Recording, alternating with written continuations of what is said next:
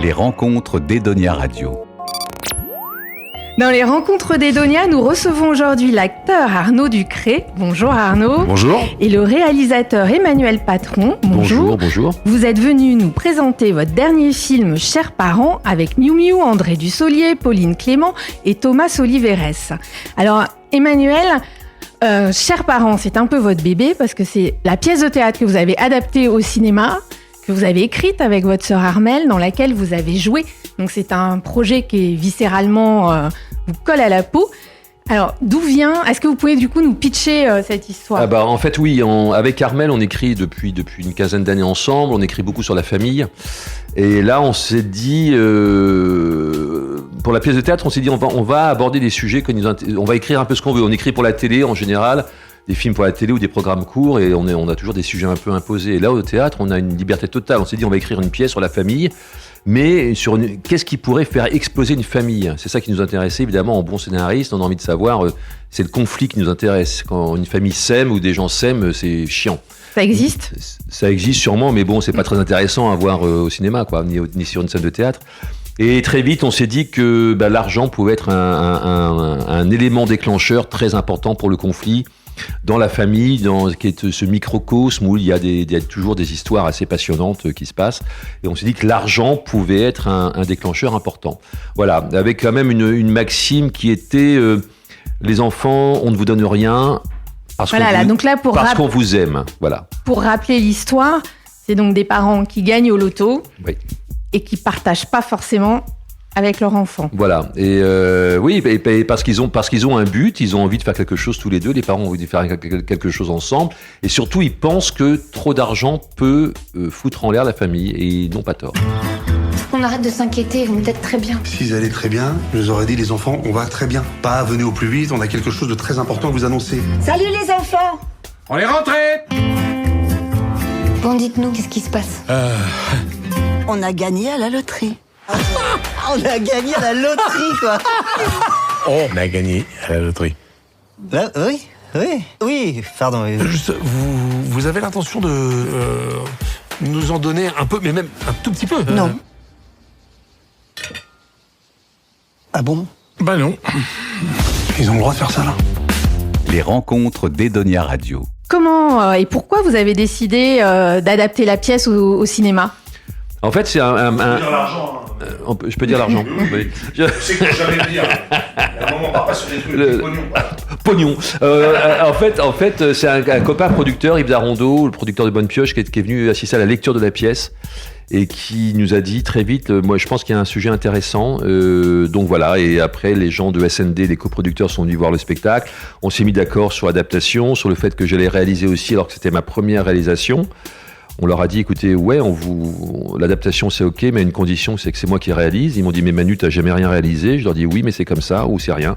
Et c'est-à-dire que vous vouliez pas être dépossédé de votre histoire? Exactement. Ce qui nous arrive très souvent avec Armelle quand on écrit des films, tout d'un coup on le donne à un réalisateur, mais c'est normal, hein. Après, le réalisateur ou la réalisatrice va s'emparer, c'est un auteur aussi, il va réinterpréter ce qu'on écrit. Et voilà, et là, on n'avait plus envie de ça. Et cette histoire, en plus, en effet, vous l'avez souligné, on l'a écrite, mise en scène, moi je l'ai jouée, je veux dire, je pense que personne d'autre n'aurait pu raconter l'histoire, entre guillemets, avec beaucoup d'humilité, mais aussi bien aussi mieux, ou aussi sincèrement, en tout cas que moi, et que avec ma sœur à l'adaptation, en tout cas, voilà.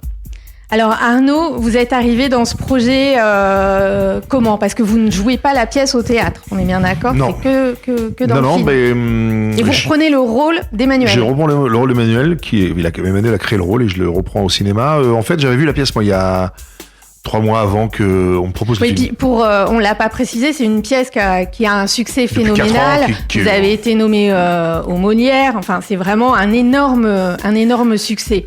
Ouais, la pièce se joue depuis très longtemps et j'ai une amie qui jouait dedans, Ariel Semanov, que j'embrasse, qui m'a dit viens me voir et tout. Donc j'y suis allé, j'ai beaucoup aimé la pièce. Et 2 mois plus tard, l'agent m'appelle en me disant tiens, regarde, ils vont adapter le Chers parents au cinéma.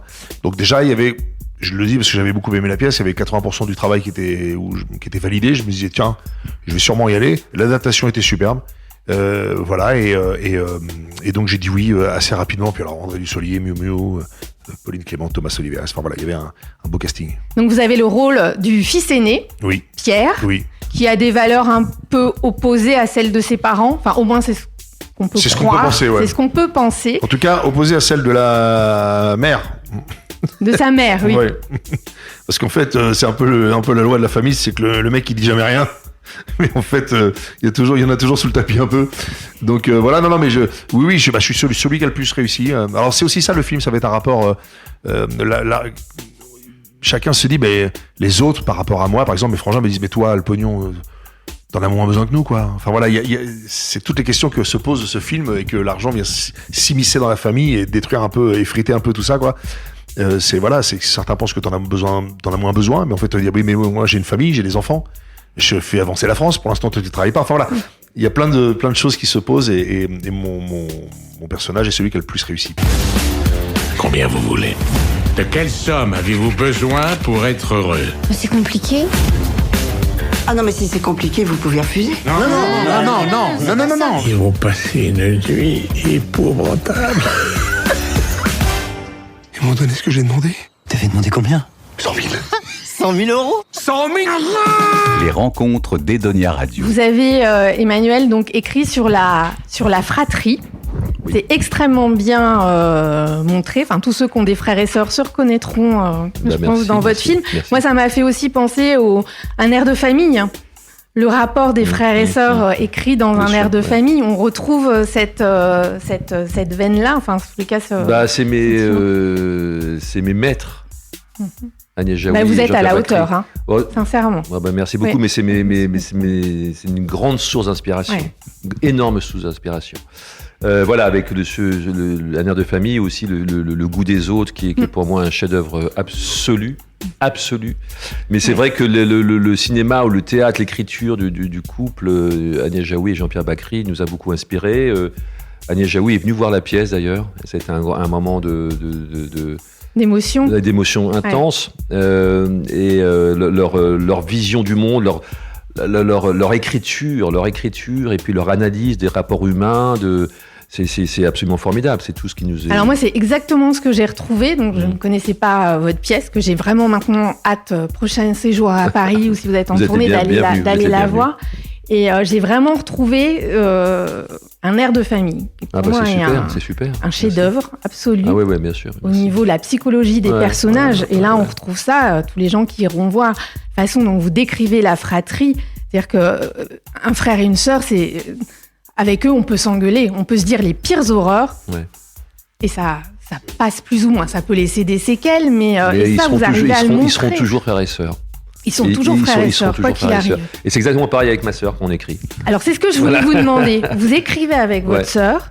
Je crois que vous êtes 4 frères et sœurs. On est 4, famille. absolument, une fratrie de 4. Voilà. Ça déclenche des jalousies, le fait qu'il y en ait 2 qui bossent ensemble. Ah.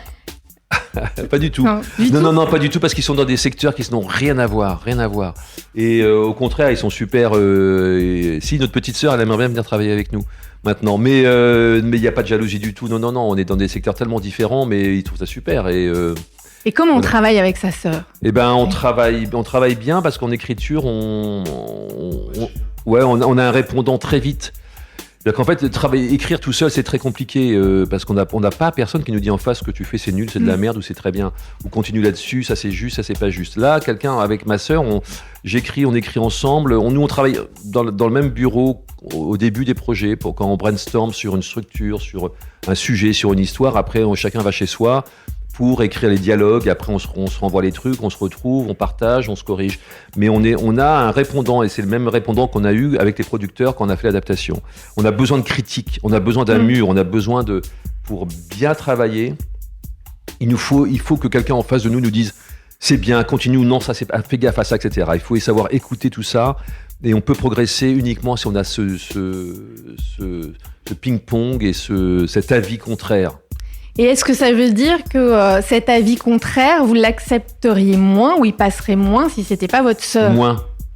Beaucoup moins. Beaucoup moins. Ça serait plus difficile. C'est vachement plus difficile, je crois. Parce que là, quand je dis à Armel ou quand Armel me dit Manu, ça, j'y crois pas, c'est pas bien, je le prends pas personnellement du tout. On est déjà je ne voudrais jamais de mal à ma sœur et elle non plus. C'est-à-dire qu'on peut se dire des choses très franchement, en disant, je peux dire à Armelle, ce que tu as écrit, c'est vraiment pas bon, ou ça marche pas. Ben on change, et elle me dit pareil, et moi je change, je règle, je dis ok d'accord, très bien, on change. Quand on n'est pas sûr, on peut lutter, hein, on peut lutter, ça peut durer un petit moment, et puis au bout d'un moment, tout seul, ça se cale. C'est-à-dire qu'en fait, on lutte, on dit non, je suis pas d'accord avec toi, je garde, et puis à un moment donné, bing, il y a une évidence qui est là, et soit on garde, soit on supprime. Mais Pardon Manu, mais je crois que c'est moi qui écris avec Tom Villa, qui est pas mon frère. Mais je crois surtout que c'est parce que vous êtes parce que vous êtes sur la même. Il n'y a pas d'ego, comme tu dis. Même pas que ce soit ta sœur, je pense, hein, parce que des fois, ça pourrait être même plus compliqué parce que c'est ta sœur, je suis sûr. Mais je pense que c'est parce que vous n'avez pas d'ego. Et puis, il y a un truc qui se fait, que vous avez la chance d'avoir, qui se fait naturellement comme ça, parce que moi, j'ai pas d'ego aussi avec Tom. Et, enfin, je me permets de. C'est parce que je m'intéresse à ce que tu dis. Hein. Mais de dire, moi, pareil, Tom, des fois, il me dit, putain, Arnaud, c'est pas drôle. Ouais, non, c'est nul. Ah non, Tom, enlève ça. Mais je crois que c'est parce que vous avez beaucoup de respect, puis vous avez tous les deux une vraie. Fibre d'auteur sans ego et vous êtes là pour le sujet, tu vois. Je crois plus que d'être frère et sœur, à mon avis, je pense. Et vous, Arnaud, vous préférez... C'est plus facile d'écrire à deux? Moi j'écris à deux. Moi je peux Pourquoi pas. Parce que alors, de ma nature, j'ai toujours aimé être entouré. Tout le temps. J'ai toujours aimé avoir du monde avec moi.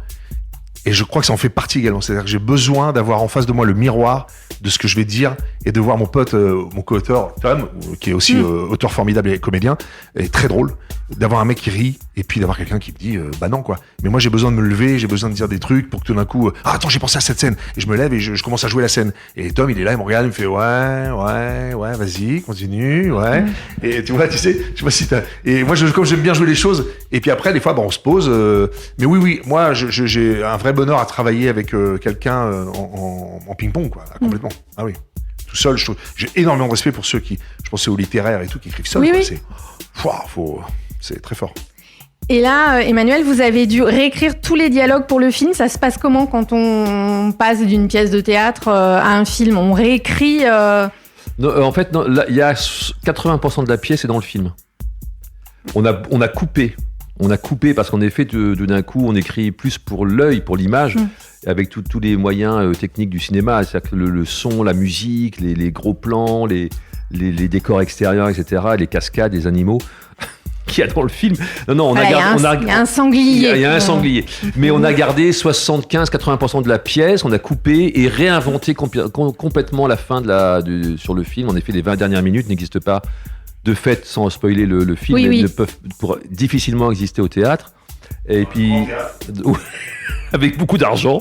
Voilà, c'est une grande scène d'extérieur. C'est une grande scène d'extérieur qui n'existait pas et puis qui vient clore le film. Voilà. Et pour revenir sur ce que disait Arnaud très justement, en fait, mais on a un ego. On a un ego évidemment un peu surdéveloppé, on n'est pas acteur pour rien, mais il est pas là en tout cas, il est bien placé, il n'est pas là du tout. Et en effet, accepter la critique de l'autre, mais ça c'est la première des qualités, mais c'est vachement important. Et c'est vrai que moi j'ai retrouvé ça dans le travail avec Arnaud, qui accepte et qui demande des indications, et encore, je l'ai déjà dit, mais Arnaud j'ai pas le temps de finir ma phrase. Quand on travaille avec lui, il a déjà deviné ce que je voulais faire. Et justement, il y a de l'impro avec Arnaud? Parce que moi, je l'imagine. Non. Pas là, pas trop. Pas là. Non. Et c'était tellement bien écrit, puis il avait déjà tellement la musique en tête que il faut. Vous savez, souvent, moi je trouve que les gens qui te disent il y a des fulgurances d'impro, mais il faut que s'il y a une fulgurance d'impro, il faut que le texte les bases de la maison soient vraiment fortes. Et là, tu peux commencer à t'amuser. C'est comme une partition. On revient là-dessus, mais de jazz, t'as la partition de jazz, tu suis, et là tu peux t'envoler. Parce que la partition, elle est là, ça tient à route. Mais là, c'est très dialogué, c'était déjà très bien dialogué. Ce que je vais rajouter ne sera pas meilleur que ce qui est déjà écrit, je pense. Donc, faut rien faire. Ouais, c'est extrêmement bien dialogué. Mais il y a eu quelques petites envolées lyriques des acteurs, avec des propositions. Arnaud a fait beaucoup de propositions, justement, que j'ai gardées. Hein. Toutes les fins de scène, il y a eu plein de choses très, très, très personnelles, qui enrichissent, qui donnent quelque chose de très présent, de très vivant, de très frais. Et c'était vachement important aussi parce que c'est très écrit. Moi, j'avais besoin aussi de cette véracité, de un truc un peu organique qui sort d'un coup, la personnalité. Il y a un petit truc en plus, et ça je prends, mais avec gourmandise. Ça, j'adore. Et j'ai cru comprendre que vous les avez même repris quand vous jouez au théâtre. Ouais, j'ai repris des trucs d'Arnaud. Vous avez repris des trucs d'Arnaud. J'ai rejoué Pierre, donc son rôle. Et encore une fois, oui, c'est vraiment ce que j'ai déjà dit ça, mais c'est important qu'en fait, le personnage de Pierre, il n'existe pas, il n'existe que par rapport à l'acteur qui va l'interpréter. Parce que Arnaud et moi, on est très différents. Ça a été joué par d'autres acteurs aussi au théâtre. Chaque Pierre est différent. Et le Pierre d'Arnaud au cinéma, il n'y en a qu'un et c'est lui. Voilà. Et en revanche, là où j'ai pas été très sympa aussi, mais bon, je m'inspire des meilleurs, hein, c'est que dans le rôle de Pierre que j'ai repris au Théâtre de Paris pendant 10 jours, là, parce que l'acteur était plus là, j'ai repris des choses que Arnaud a apporté au rôle au cinéma, que j'ai trouvé super drôle. Il est très sympa. Non mais oui, il a apporté des choses au rôle que j'ai piqué parce que je trouvais ça super. Et ça, je l'ai pris et ça a marché très très bien. J'imagine. 15% de droits d'auteur. Oui, c'est ce que je me permets juste de le placer comme ça. Comme je sais que c'est à la radio, là, ça va. Vous avez les traces. Hein, là, donc, on en reparlera tout à l'heure, mais ouais. Et alors, c'est vraiment pas contre vous, Arnaud, mais vous n'avez pas repris les comédiens de théâtre pour faire le film ? Non, parce que pour deux raisons. Déjà, on est dans en effet, le cinéma, c'est une économie très très différente. Les producteurs investissent beaucoup d'argent, en effet, et donc il faut aussi que les acteurs qui jouent le film soient connus. Parce que les gens ont besoin d'aller voir des gens qu'ils connaissent au cinéma. Ah bah. Puis alors là, pour le coup, là, vous avez une distribution en or. Il y a ça, mais c'est vrai. Et voilà. Et puis il y avait aussi le fait de vouloir complètement changer aussi. C'est-à-dire on faisait le film Chers parents, ce n'est pas la pièce Chers parents. Et le film Chers parents, c'était important pour moi aussi qu'il y ait une distribution nouvelle pour raconter l'histoire différemment. Et comme je disais, les personnages n'existent pas. Ils n'existent que par rapport aux acteurs qui vont les interpréter. Et là, tout d'un coup, on a une autre histoire. On n'a plus Bernard Allan, on a André Dussolier. Mais ceci dit, Bernard Allan et Frédéric Thiermont, qui ont créé les rôles des parents au théâtre, sont dans le film. Ils sont dans le film, dans le rôle des voisins qui n'existent pas au théâtre. Et ils ont accepté avec joie. Et les producteurs aussi, quand je leur dis, voilà, moi je voulais une espèce de continuité quand même entre le théâtre et le film. Et c'est marrant d'ailleurs parce que je sais qu'André Dussolier, quand on lui a proposé le rôle, m'a dit écoute Manu, moi j'adore, je voudrais le faire, mais je connais bien Bernard Allan. Et je veux pas. Ils étaient au conservatoire ensemble, ils se connaissent tous en fin de compte, c'est génial. Et André m'a dit écoute Manu, moi je voudrais être sûr qu'avec Bernard il n'y ait pas de problème.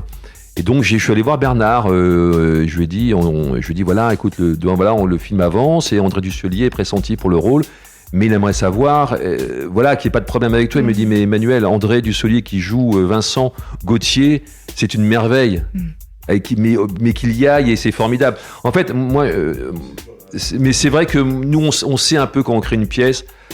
Il y a toujours ce petit problème en effet quand on fait un film. Alors le prénom ne l'a pas fait, mais voilà, il y avait Patrick Bruel, donc c'était même pas la peine. Mais nous là, mais c'est ce qui fait le charme et le succès de la pièce, c'est que nous on a créé cette pièce avec 5 acteurs absolument pas connus.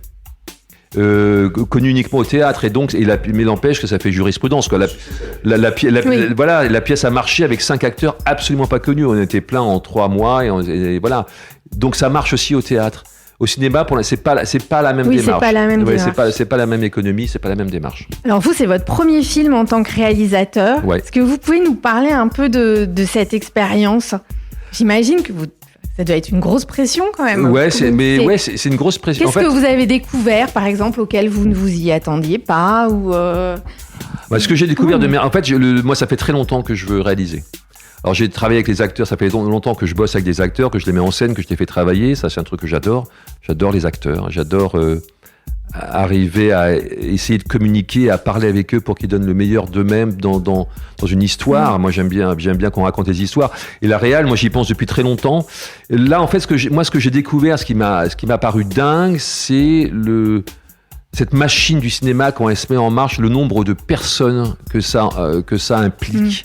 Et surtout de voir tous les matins, il y avait 50 techniciens sur le plateau, on était 50 à bosser. Tous les gens, toutes les personnes sont là avec leurs talents et leurs particularités pour faire en sorte que le film que tu veux faire soit le mieux possible et corresponde à la vision du metteur en scène. Tout le monde est là pour faire un film. Les acteurs, les techniciens, tout le monde est là pour raconter ton histoire. Et ça, c'est absolument bouleversant. C'est-à-dire que tous les gens sont là à 7h du mat pendant 10 heures pour raconter ton film, pour fabriquer ton film. Et pour épouser votre projet. Absolument. En fait. Et ça, c'est une création collective, vraiment, artisanale et collective qui m'a chamboulé. C'est merveilleux. Il y a beaucoup de bienveillance. Il y a un truc qu'Emmanuel a appris, je crois, en réalisant un film, c'est que tu as appris en fait que tu ne pouvais pas éclater de rire pendant les prises. Ça, c'est. Ouais, c'est vrai. Ouais, c'est vrai que j'ai appris ça aussi. Mais j'ai beaucoup de chance. Hein. Moi, j'adore apprendre. Et là, j'avoue qu'en faisant un film, tout d'un coup, qu'on parle du casting ou même du montage à la fin, c'est-à-dire qu'on apprend des trucs, mais fabuleux, quoi. Et en effet, au début, je me suis fait virer du plateau par mon premier assistant parce que eux rigolaient pas du tout, ils jouaient la scène. J'avais demandé aux acteurs qu'ils apprennent le scénario par cœur. Donc ils connaissaient le film par cœur, parce qu'on tournait parfois des scènes de 5, 6, 7, 8, 9 minutes sans s'arrêter. Il y avait une espèce de ping-pong comme ça. Après moi, je me débrouillais avec mes caméras pour choper ce qu'il y avait à choper, mais il fallait qu'eux soient dans le jeu, complètement dans le jeu. Ça, c'est Agnès Jaoui et Bakri qui me l'ont appris aussi en regardant leurs films. Il faut que les acteurs ils soient libres, ils se sentent bien, ils jouent pour eux et entre eux. Un bon acteur, il est bon par rapport à son écoute et à comment il joue avec l'autre. Sinon c'est un mauvais acteur. Et eux, donc du coup, je voulais qu'ils jouent ensemble. Et ils ont joué ensemble. Et moi, j'avais mon casque, donc je m'entendais pas. Et un combo devant, c'est l'écran vidéo qui retranscrit ce que la caméra filme. Et je riais très fort parce que c'était très drôle ce qu'ils faisaient. Eux riaient pas du tout, mais ils étaient tellement sincères dans ce qu'ils racontaient que ça me faisait marrer. Et en effet, j'ai appris donc à me taire. C'est ça. Tu avais raison, Arnaud. Arnaud, la réalisation, vous avez réalisé vous déjà Je viens de réaliser un prime pour TF1 que j'ai coécrit, que je produis, qui s'appelle Panique au grand magasin.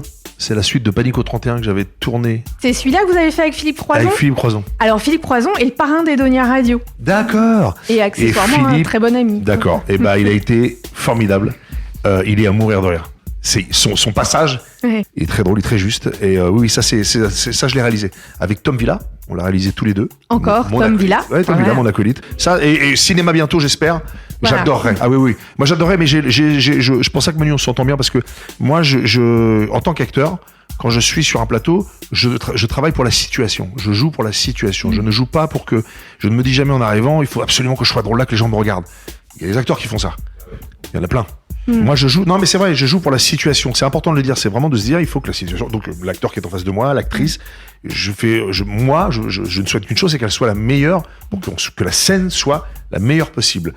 Et Emmanuel a ce truc-là, c'est qu'il aime les acteurs, donc il travaille pour la situation. Et donc, moi, en tant que réal, j'ai eu sur le programme que j'ai fait pour TF1, qui est passé en 15 décembre 2025 dernier, j'avais Victoria Abril, j'avais François Morel, alors tant soit peu que je puisse dire que je les dirige, en tout cas je peaufinais les choses et il y en a que je dirigeais plus, et c'est formidable de pouvoir mettre en scène et de faire sublimer des acteurs qui t'ont dit oui à ton projet, et que tout d'un coup il y a un truc, tu leur dis moi je pense que ça serait peut-être mieux, si bien que tu puisses les diriger, et tout d'un coup bam, c'est génial, ils sont drôles, et alors là c'est un cadeau extraordinaire, quoi.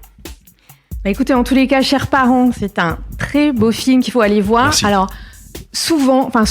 parfois, quand on regarde la bande-annonce d'un film, on se rend compte que tout est dans la bande-annonce, et après, il n'y a plus grand-chose. C'est carrément pas le cas dans votre film, c'est-à-dire que la bande-annonce est à la hauteur du reste du film. Les dialogues sont, je pense qu'il faut même retourner le voir une deuxième fois, une troisième fois, parce que je suis sûre qu'on est passé à côté de certains dialogues. C'est vraiment un film, on rit, on réfléchit aussi après sur sa famille, sur la situation familiale, sur ses frères, sur ses sœurs, sur l'argent. Qu'est-ce qu'on ferait avec 150 millions ? Sur l'argent. Voilà. Et donc, merci Emmanuel. Merci de votre enthousiasme, c'est très agréable, j'adore ce que vous dites.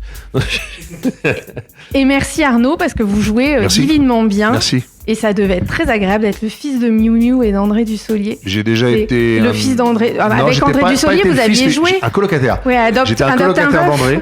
Avec Bérangère Krief, c'est ça ? Avec, je le dis à chaque fois que Bérangère, mais vite fait pour André, pour vous dire à quel point il est super, c'est André, quand j'avais fait Adopte un veuf, j'avais un petit monologue devant lui, je me rappelle, j'avais très bien travaillé, j'avais pris ma coach et tout, j'avais bossé tout le film, et je joue la scène devant lui, et André, qui juste me regarde, parce qu'il donnait le contre-champ, et il me regarde et il me fait, Arnaud, j'apprends. Ah, génial. J'avais dit, André, non c'est bon, je pense que t'as largement tout ce qu'il faut, mais voilà, pour dire, j'avais jamais travaillé avec lui, et c'est quand t'as un grand acteur te dit un truc comme ça, un jeune mec qui arrive, tout d'un coup, c'est la bienveillance des grands acteurs, quoi. Merci. Merci. Merci infiniment. Finalement, c'est assez jouissif ce petit côté Rockefeller, sentiment de pouvoir, de domination même. Tu fais une hypoglycémie. Fais gaffe, oh 150 millions. La loterie, mon cul. Oh les gros bâtards!